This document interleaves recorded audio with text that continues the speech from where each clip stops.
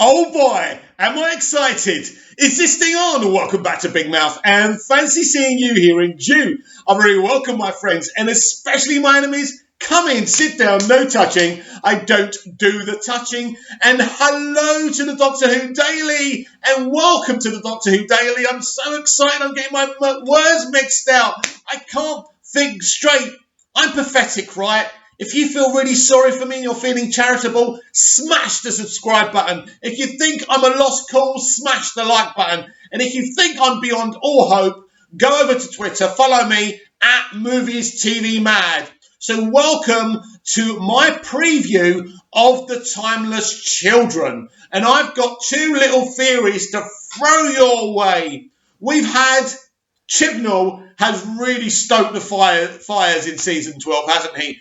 We had Spyfall parts 1 and 2, where we saw the Master, and then he throws this at the Doctor. Everything you think you know is a lie. In other words, Chibnall is saying to us, everything you think you know is a lie. He's talking to the audience. That messed with our heads. Then we have Fugitive of the Jadoon and the reveal of Captain Jack and warning about the lone Cyberman. Then we had the whole Mary Shelley episode, The Haunting of the Villa Diodati, right? I think I got it right. So we meet the lone Cyberman.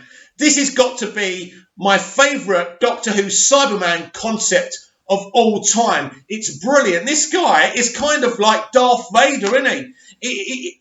He's an amazing concept. And then we had Ascension of the Cybermen, where the Master returns and he's about to tell the Doctor everything, because this guy knows it all, and he's bursting to tell the Doctor why he destroyed Gallifrey and what the truth really is. So here's theory number 1, and I think I've posted it on the title of this video. Now, we're around, look, it's Saturday night right now. I don't know, it's about 9 o'clock Cypriot time, about 7 o'clock UK time. So it's about 24 hours exactly till we actually see this episode.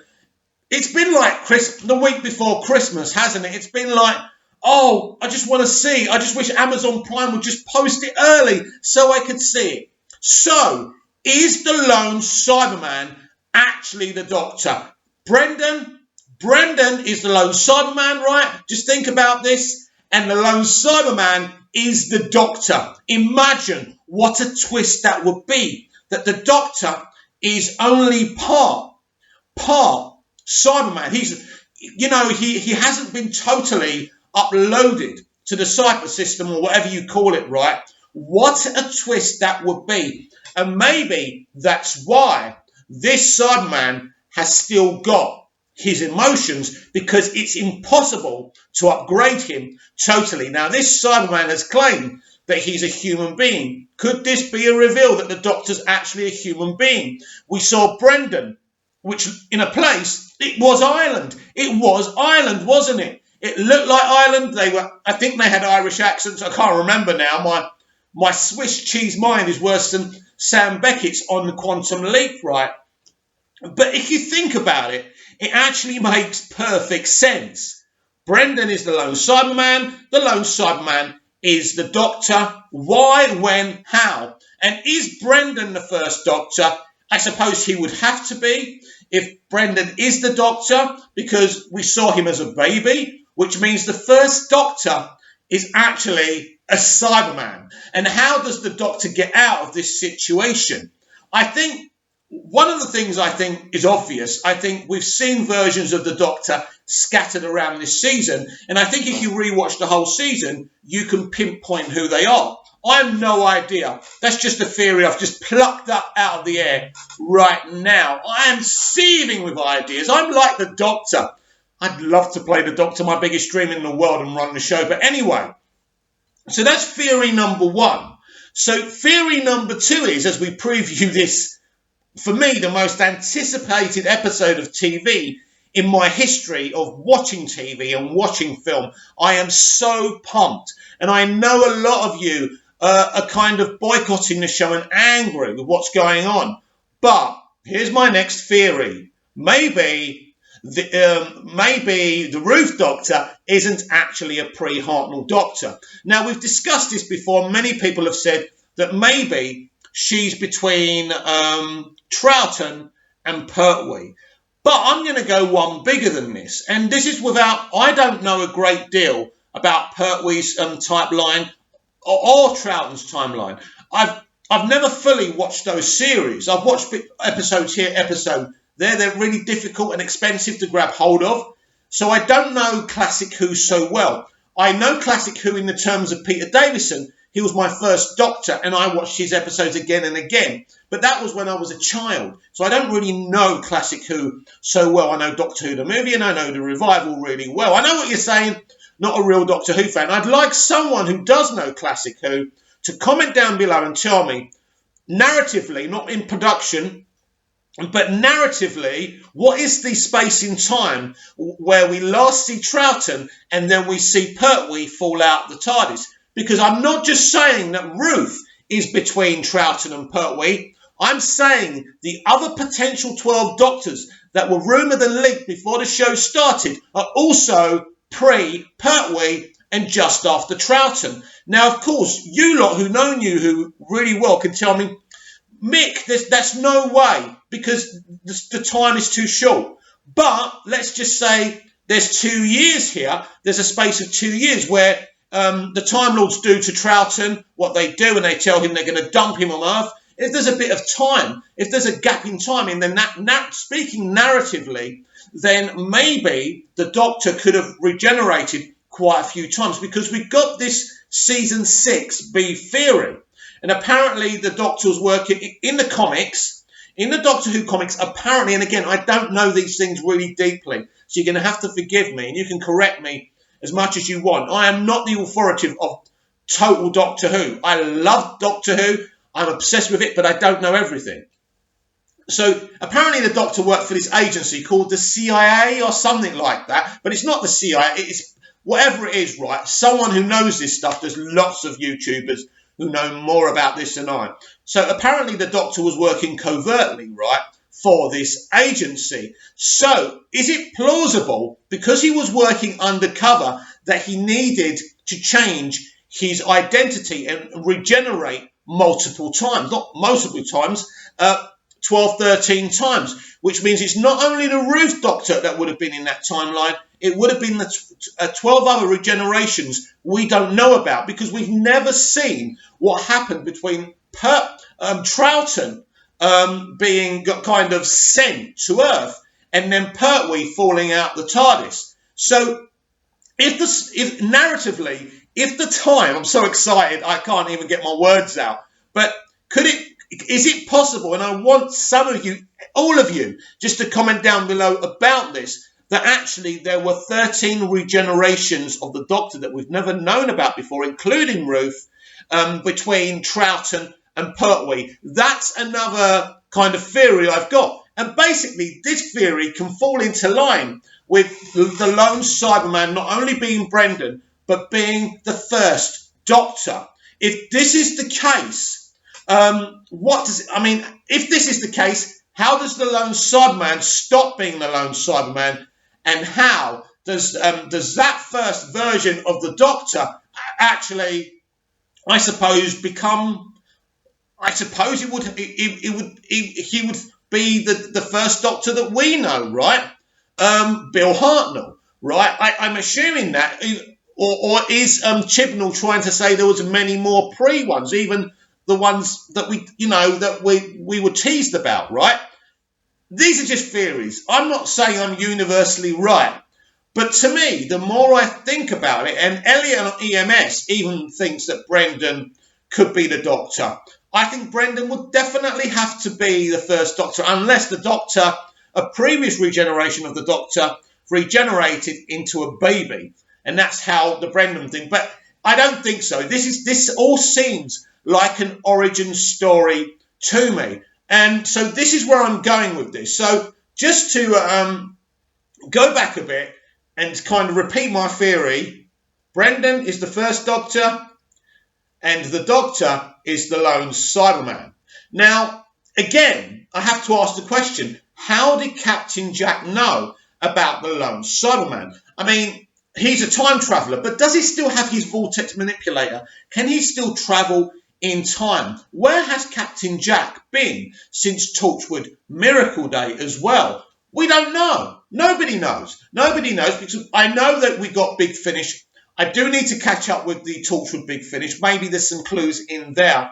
But I think, so the question is, you're going to ask me, okay, Mick, let's just say if Brendan's the first Doctor and the first Doctor is the lone Cyberman and all these regenerations are in between Troughton and Pertwee, how would you feel about that? Simple. It would be awesome. It would stop people bitching about there being pre-Hartnell regenerations, and it would make sense, because I never really thought, and I could look stupid this time tomorrow if I'm proved wrong, but I never believed that Chibnall, a big fan of Classic Who, I mean, he's really tried to echo Classic Who in his series. He made season 11 have the same pace, the same feel. Even the theme tune and the opening titles seem very Classic Who.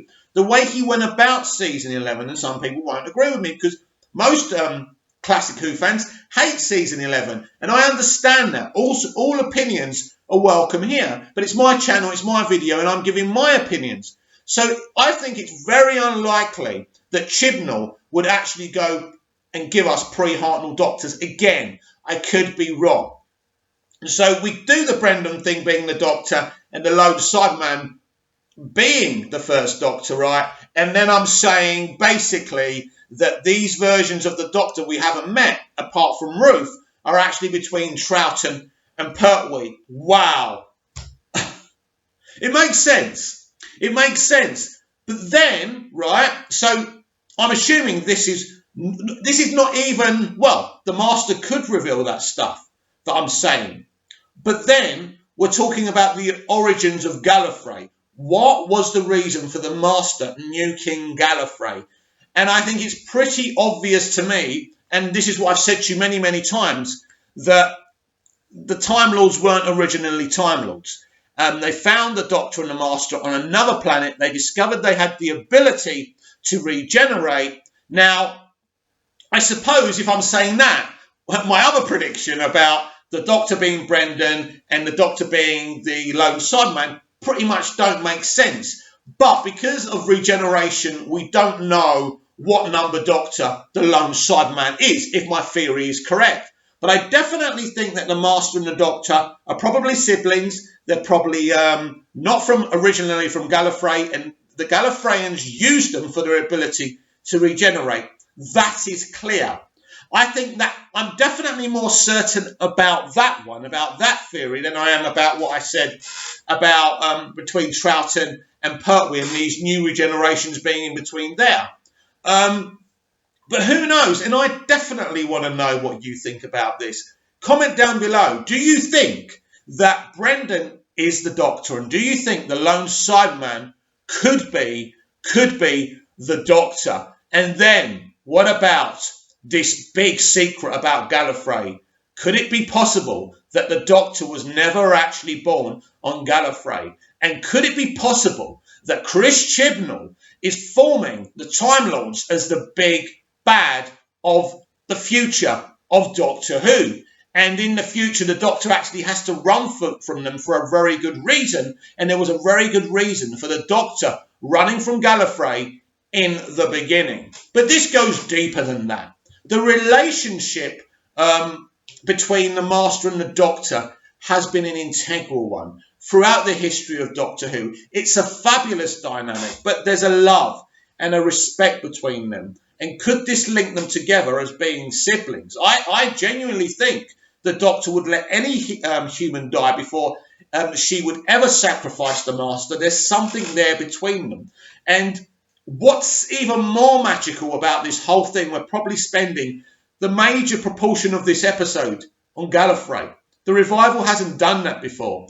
You know, is it Hellbent? It's Hellbent, isn't it? The one everybody hates. The one where we think we're getting a big Gallifrey story, and in the end, all we get is, I'm going to say, Clara.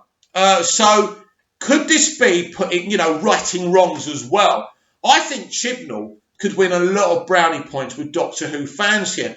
I know there will be some who always go for him. The fandom menace are always going to go for him. But before you go on to the woke route, go and watch the beginning of the revival. See the castings. These things that you say about the representation that the BBC are doing has always been there. And there's nothing wrong with representation. Why shouldn't people be represented? But it's always important that entertainment is put first. And if this finale is what I think it is, the course correction is bigger than any of us think. Course correction, my dear. Not a moment too soon. What is going to happen? Is one of my followers on Twitter's theory that the Master and the Doctor are actually the same person true?